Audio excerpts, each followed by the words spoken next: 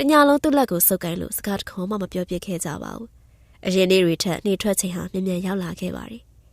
သူဟာကျွန်တော်အရက်မူနေရဲ့စီရောက်လာခဲ့တော့ဝစ်စုံလေးဝတ်ထားပြီးအန်ကိုကြိတ်လို့ပရင်းပေါက်ကနေအောင်ကြည့်နေခဲ့တယ်တပ်ပြင်းချလို့အသက်တူရမယ်ဆိုရင်ကျွန်တော်ချက်ချင်းတည်သွားနိုင်တဲ့အထိတပ်ပြင်းတွေချနေမိပါတယ်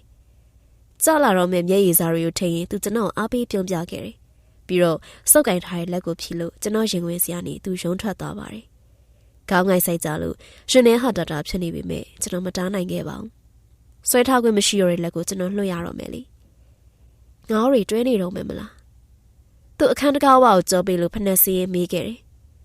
ငါတို့တွဲနေတော့ပေါ့ညဘက်ကပြက်ပြီလို့မပြောမချင်းငါဘက်ကလည်းပြက်စရာအကြောင်းမရှိဘူးသူ့နောက်ကြုံငေးရင်အာမရှိရတဲ့ခြေထောက်ကိုထိရင်ပဲကျွန်တော်အပြေပေးလိုက်တယ်သူထွက်သွားခဲ့ပါတယ်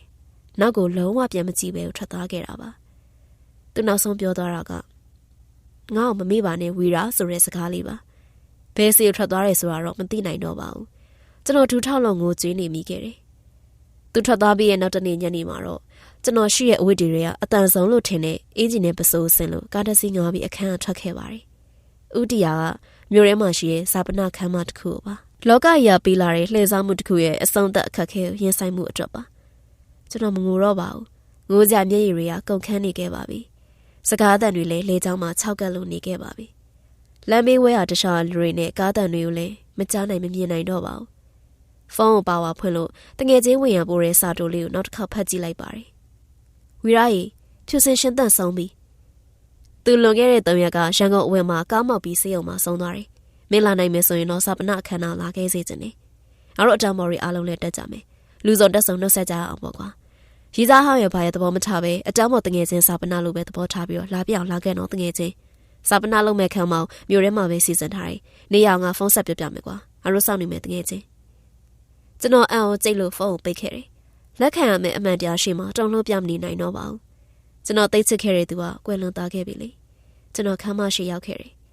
ကားပေါ်ဆန္ဒနဲ့အတန်းပေါ်တငယ်ချင်းမိန်းကလေးတွေရဲ့ငိုရှိုက်တန်တွေကိုစကြားခဲ့ရတာပါပဲ10နှစ်လုံးလုံးကျောင်းသားဟောတိတ်ဆုံပွဲတော့မတက်ခဲ့တဲ့ကျွန်တော်လာတာကြောင့်ဝမ်းနဲ့မှုပို့ပြီးတော့ပူဆွေးသွားစေမိရထင်ပါတယ်တငယ်ချင်းအားလုံးနှုတ်ဆက်ပြီးသူ့ကိုပြင်ဆင်ထားတဲ့နေရာကိုရှောက်ခဲ့ပါတယ်သူဟာပန်းပွင့်လေးတွေချာမှလဲလျောင်းလို့ပြုံးဆဆမျက်နှာပြုံးရောင်တန်းနေစေပါမှန်မုံပေါ်ပန်းတပွင့်တင်ကျွန်တော်နောက်ဆုံးနှုတ်ဆက်စကားပြောခွင့်ရပါတယ်နေမမီလာရှင်သက်ကျောင်းတော့ငါတို့ဘာဖြစ်ချင်လဲဆိုတဲ့အကြောင်းကိုပြောကြတော့မှလေနေလိပ်ပြလေးဖြစ်ချင်တယ်ပြောခဲ့ပူတယ်နင်သာလိပ်ပြဆိုရင်ငါဘွားတစ်လျှောက်လုံးတွေ့ဘူးသမျှလိပ်ပြတွေထဲမှာအလားဆုံးလိပ်ပြပါပဲပြီးတော့အိမ်မက်တစ်ခုလိုဖြစ်နေပြီမဲ့ငါစီကိုလာနှုတ်ဆက်ခဲ့တာလေငါအယံဝမ်းသာပါတယ်ငါနေမမေ့ပါဘူးရှင်သက်ငါတသက်လုံးတတိယနေမှာပါပန်းနဲ့အတူသူ့အတွက်ရေးတဲ့ကြပြတပုတ်ကိုတင်ထားခဲ့ပါတယ်ဘဲခါကမှဖတ်ပြခွင့်မရခဲ့တဲ့ကြပြပါပဲအခမ်းအနားတစ်လျှောက်လုံးကျွန်တော်ဘသူနဲ့မှစကားမပြောပြခဲ့ပါဘူးလူတွေနဲ့ခက်လန်းလန်းထောင်းတနေရာမှာရက်နေခဲ့တဲ့ကျွန်တော်စီကိုဝေယံရောက်လာခဲ့တယ်သူကောင်းရမွေရရောက်မှာပါတကယ်ချင်းပခေါင်းအပေါ်ရင်းနဲ့အားပေးစကားလာပြောသွားတာပါအတက်နိုင်ဆုံးပြုံးလို့ခေါင်းငိတ်ပြခဲ့ပါတယ်ဖြစ်ခဲ့သလားမဖြစ်ခဲ့ဘူးလားဆိုတာမသေးကြမရေရတဲ့ဖြစ်ရတစ်ခုကိုပိုက်ထွေးရှင်ထဲမှာရှုပ်ထွေးနေခဲ့တာပါဘသူ့ကိုမှလည်းမပြောပြဖြစ်ခဲ့ပါဘူးအခမ်းအနားပြီးလို့လူတွေတဖွဲဖွဲပြန်ကြတဲ့အခါကျွန်တော်အိမ်ကိုလမ်းလျှောက်ပြန်လာခဲ့ပါတယ်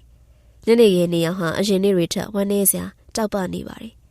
လမ်းအတိုင်းတိုက်လာတဲ့လေတွေဟာလည်းလမ်းစရာပူဆွေးနေခဲ့ကြတယ်ဝင်ငါနီးဆဲဆဲနေအောင်မော့ကြည့်ကျွန်တော်ဝမ်းပတ်တနေပြုံးမိတယ်အဖြူရောင်လေးပြလေးတကောင်ဟာလေးမဝဲလို့နေရာအောက်မှာပြန်တန်းနေလေရဲ့ဟုတ်ကဲ့ပါရှင်ဒီနေ့တင်ဆက်ပေးသွားတဲ့ဇလန်းလေးကိုနားဆင်ရတာပရိသတ်တို့အနေနဲ့သဘောကျနှစ်သက်လိမ့်မယ်လို့မျှော်လင့်မိပါတယ်။နောက်မြတ်ဒီမှာလေးဒီထက်ပိုပြီးတော့စိတ်ဝင်စားဖို့ကောင်းတဲ့ဇလန်းပေါင်းများစွာကိုစဉ်ဆက်မပြတ်တင်ဆက်ပေးသွားမှာဖြစ်တဲ့အတွက်ကျမတို့ရဲ့ channel လေးကိုစောင့်မျှော်နားဆင်ဖို့လည်းမမိကြပါနဲ့ဦးနော်။နားဆင်အားပေးခဲ့ကြတဲ့ပရိသတ်ဦးတယောက်ချင်းစီတိုင်းကိုလည်းကျေးဇူးထူးပဲတင်ရှိပါရရှင်။